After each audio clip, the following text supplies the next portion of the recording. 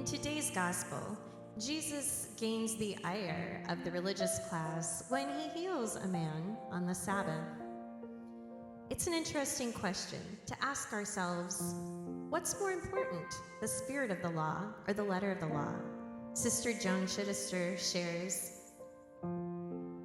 members who work so far away that they cannot return to the oratory at proper time, and the prioress or abbot determines that is the case, are to perform the Opus Dei where they are and kneel out of reverence for God.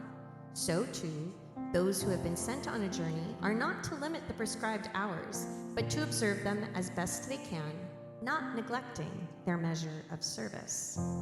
In Sanskrit, it is written, necessity changes a course, but never a goal. Benedictine spirituality, flexible, sensible, realistic at all times, sets loud, clear goals, but models a number of ways to achieve them.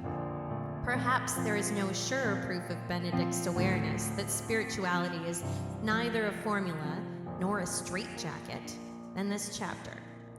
Benedict values nothing more than community prayer, the Opus Dei.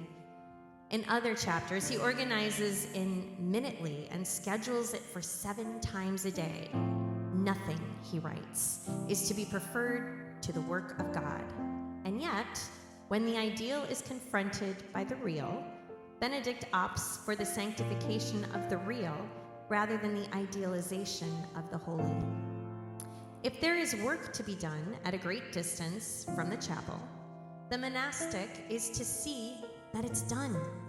Holiness is not an excuse to avoid responsibility.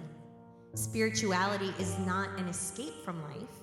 Spirituality leavens life. Spirituality is what stabilizes us in the middle of confusion and gives us energy to go on doing what must be done, even when the rest of our life is taxing and fatigues us and separates us from our own resources.